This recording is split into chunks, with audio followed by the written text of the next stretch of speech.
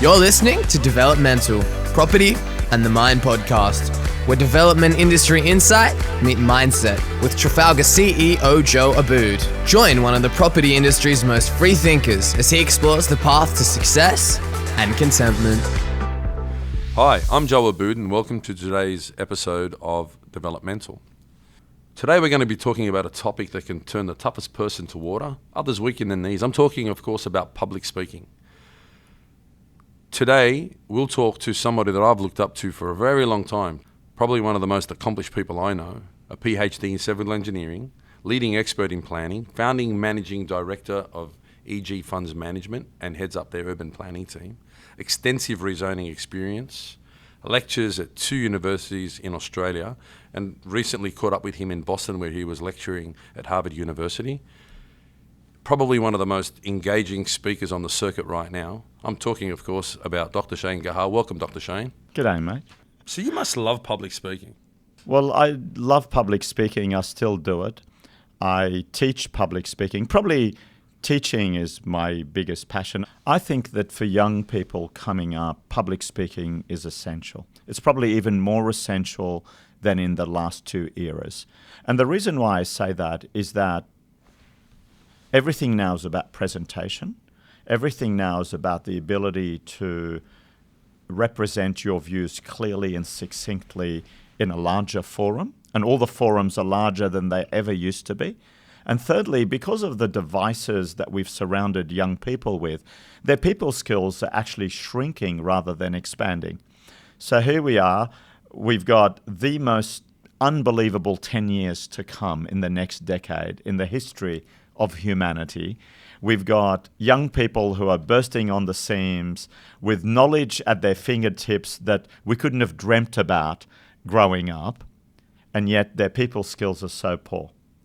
And that's why I have made it mandatory in both of the courses I teach at Sydney University and at UNSW to have oral presentations of final year engineering students. They all have to do oral presentations. At the heart of it, everything is about people, but specifically property is about people. If you can't deal with people, you probably can't make money in property. Tell us about the first time you spoke in front of an audience. I grew into it. I did it at school. I did debating, and debating is different to public speaking. And then when I was at university and I did debating at university, I participated in a program that the Institution of Engineers had called the Young Engineers Public Speaking Competition. I was lucky enough to win 5 titles. I won 4 state and 1 national. When I won the national title, this very old man who was a judge came up to me and he said, "You know, you have a very rare talent." And he said, "You should join Toastmasters." And I said, "What's Toastmasters?" And then 28 years later, I'm still at Toastmasters.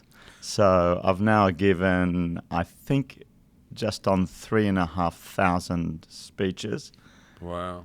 I've done all of the manuals at Toastmasters. I became a DTM, what they call Distinguished Toastmaster.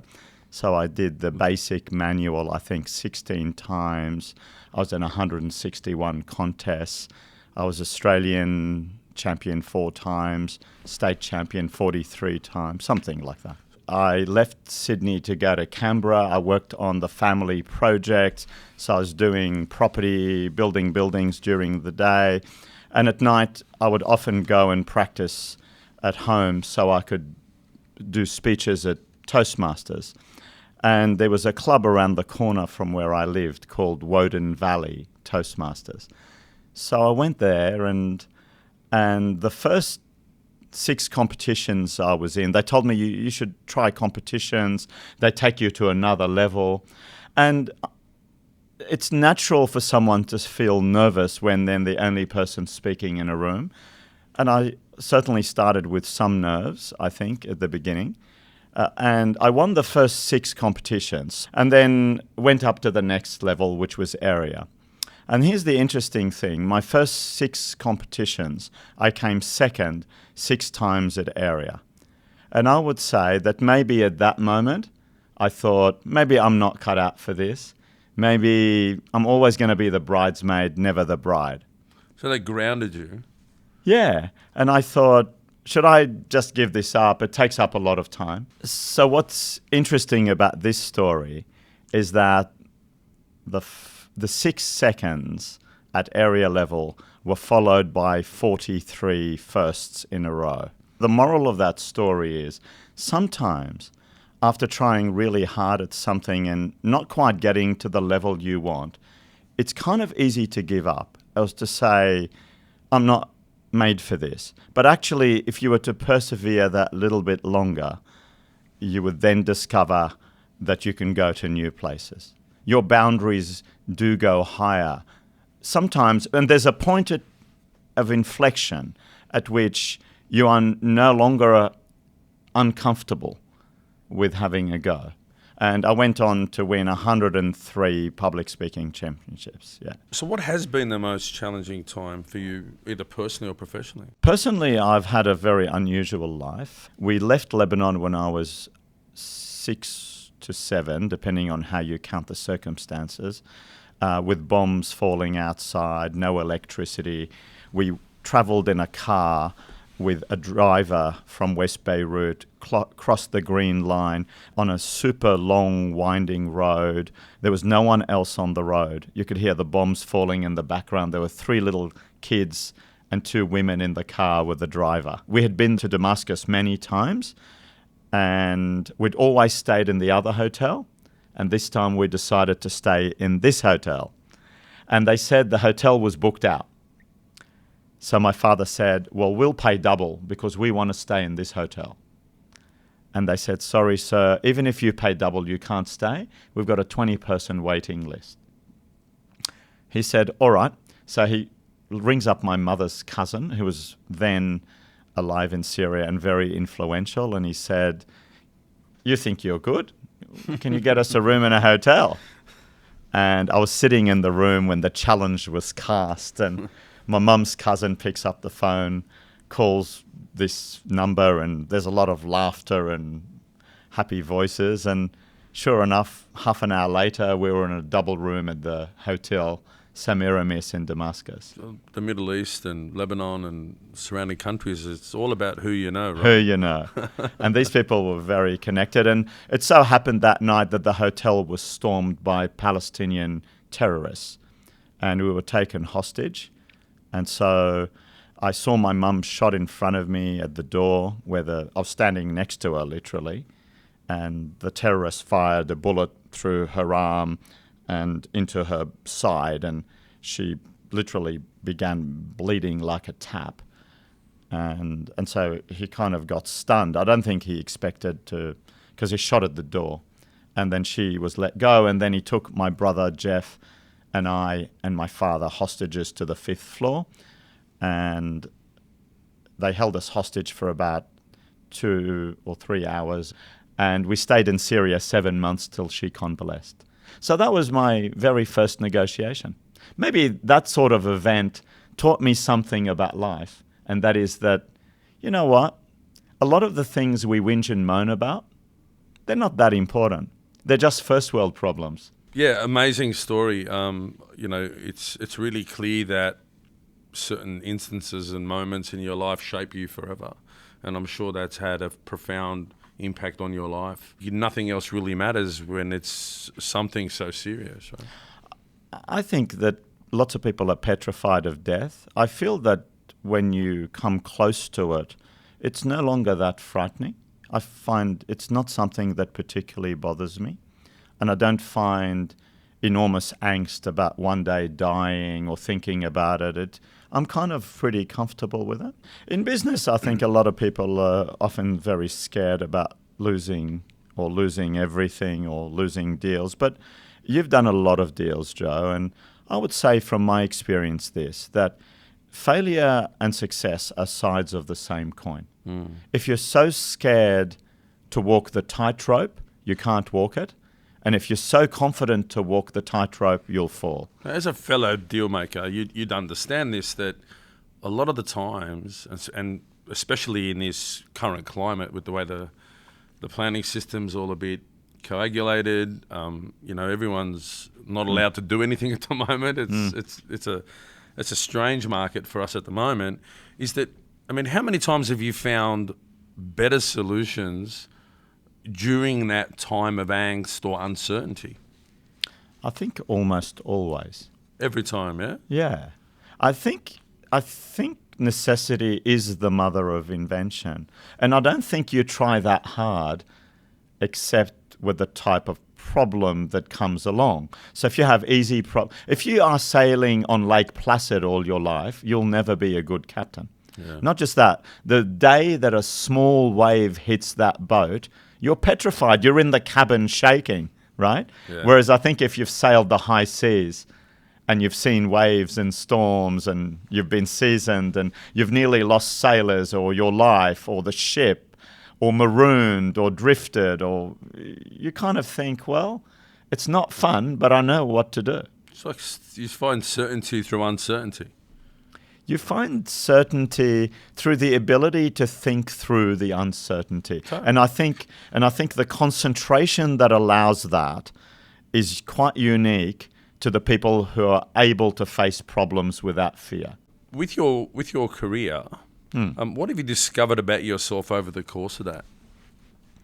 To be honest, I thought that being highly prescribed in your career when I was 16 would be very helpful. I wanted to study engineering. My father was an engineer. I had an uncle who was a genius who was also an engineer. My uncle Mike, rest his soul. I had two other uncles who loved building and engineering. So I thought, well, engineering's good because it allows you to make things rather than deal with problems, which is what law and medicine essentially offers. Forgive me, anyone who's a friend of mine who's a doctor or lawyer. There's lots of them. So the marks I thought should never dictate what I do, and I decided that I would go and study engineering at Sydney. And when I finished, my uncles were very excited. They were developers in Canberra, and my father, and they'd bought all this land. So they wanted me to get my building license. And I said, well, I can't get my building license because I'm barely 21. And so they're not going to give it to me. And they said, no, you're very smart. My uncle Stan especially. And so we went there and I sat this exam, which went okay. And then I had to do this panel interview with these very austere old white men. We love those panels, huh? And, oh, man, if something could go badly, that interview went really badly. So I walked out of there after an hour and I thought, there is no way in the world they will give me a license. Anyway, I had a phone call from the secretary who was at the front the following day, and she said, oh, Shane, we've got your license here. Would you like to come and collect it, or shall I mail it? I said, I'll come and collect it. So I turned up, and I thought they would give me one of those renovators for kitchens and bathrooms things. And sure enough, but I didn't want to show anxiety, so I looked very calm in front of her, and I was tearing the envelope on the stairway to the car park. And they'd given me an unrestricted license, which started me in the construction and development space. And my uncles were very proud. Our nephew, he's got an A-class license, an unrestricted license. So that's how it kind of happened.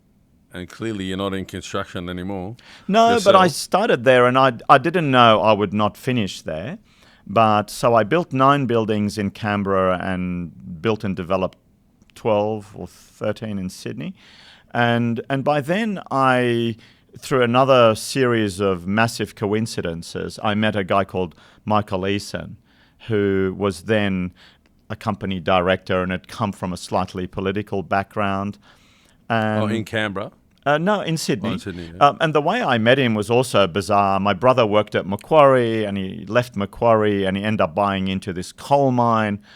And Adam came to me. My brother Adam I come from a very, really, really smart family. My brother Adam was the genius of the family.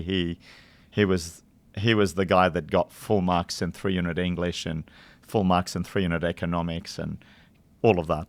And he got the university medal in economics and in law. Anyway, he said to me, we're putting a syndicate together to buy this coking coal mine in the Hunter Valley. what do you think? Should the Gehas invest? Meaning he and I. And I said, no way. I mean, seriously?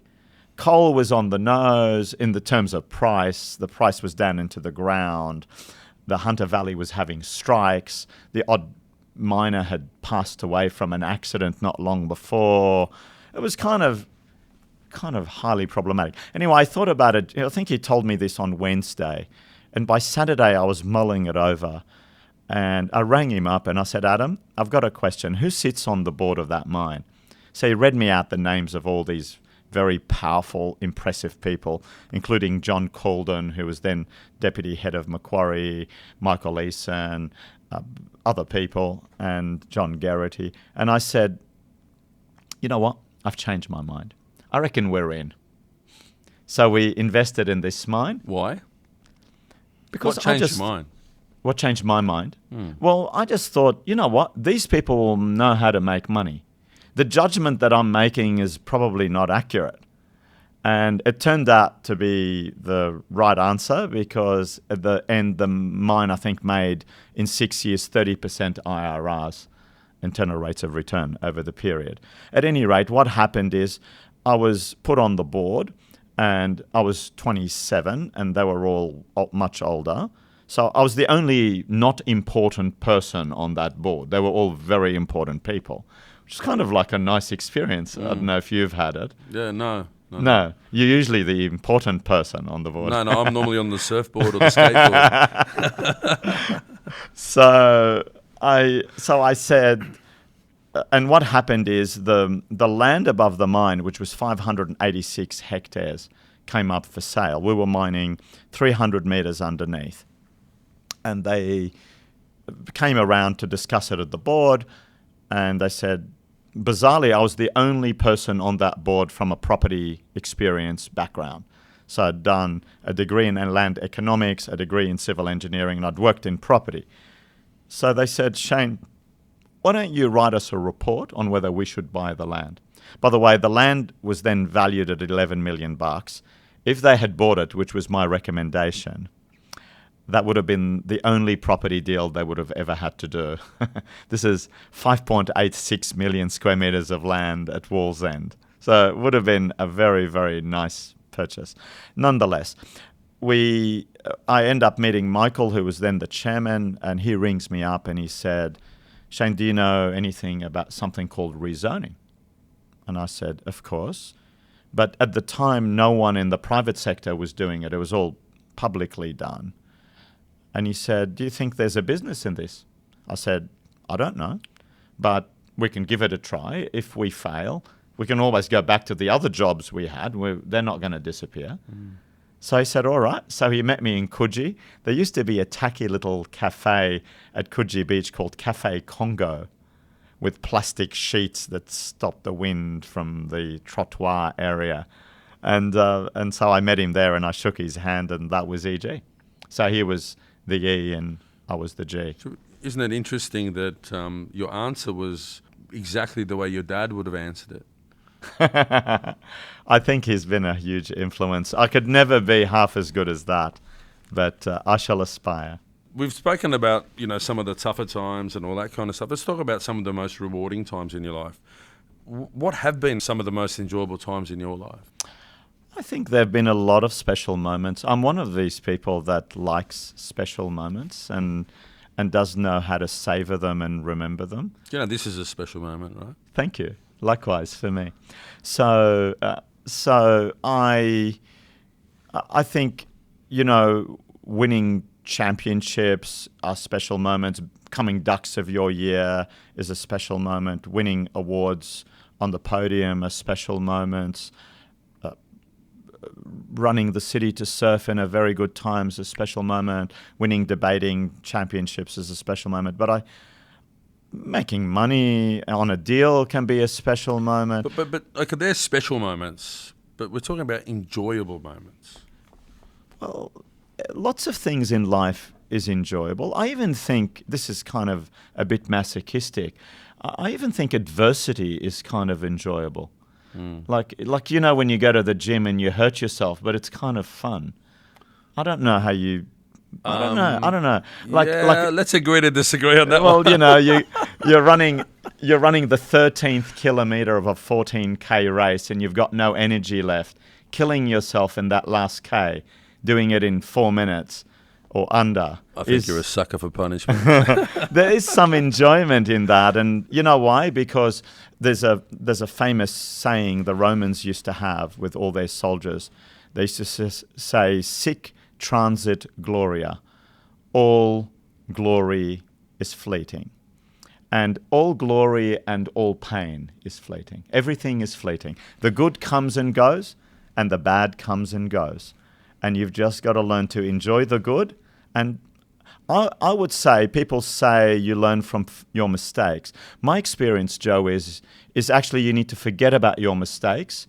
Otherwise, they occupy a large part of your brain and you end up repeating them. Yeah, you live in the past. You definitely got to move forward. But if you're playing the wrong stroke in cricket whilst you're batting, if you keep that stroke in your head, you'll just play it over and over. You've kind of got to play the perfect stroke in your head. It's like a self-fulfilling prophecy, right? Yeah. That if your biggest fears are the things that control your subconscious, that you start to attract those. Yeah. Right? And I've learnt over the years that there are some thoughts that I've come to term predatory thoughts. And I call them predatory thoughts because there are some thoughts that are so negative, they will come to eat every other thought in your head. They'll be the predator of all those thoughts. And then after a while, the only thought you have in your head is that terrible thought that has eaten all the, going round and round with no new information.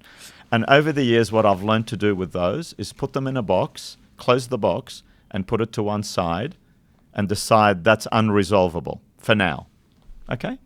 That's not nice. It's got problems, but let's put it in a box, put it to one side, so the other thoughts can continue to flourish. Okay, so Shane, is there a tip that you can give the people out there that might have a real difficulty with public speaking? The fear of public speaking is something in science they call glossophobia. And pretty much everyone has it. So we all have it, just to different degrees. I would say the two most important facts that you can work on that will allow you to conquer your fear of public speaking will be practice. So practice the topic matter so you're really confident. And the second thing is to not think too hard about the room when you're sitting there. This would be what I would say. Just think of you. Just be in the moment. The problem with the fear is that you are the only one speaking, and you listen to yourself and you see 100 people standing there looking at you, and that gives you that fear. So forget about them, just do you. And I think if you can think like that, you'll do well. I love it. Public speaking is kind of a bit like life. When you think about it, preparation in life matters a lot, and it matters a lot in public speaking. In life, you're born with innate abilities, and there's stuff you work on. And same with public speaking. You're certainly born often with something, and you'll be more blessed if you have that. But actually, everyone can practice. Everyone can be really good at it. You may not be able to be the world champion with that little bit that you're born with, but you can certainly be very proficient and very brilliant. Well, I'm going to say thank you for your time. It was an honor and a pleasure to share this moment with you, my friend. And I'm going to hope that we're going to do this again sometime soon. Likewise. Thanks for listening to Developmental, Property and the Mind podcast. Stay tuned for our next episode, available wherever you get your podcasts. Or to talk to Joe, visit trafalgar.com.au. That's TRIFALGA.com.au.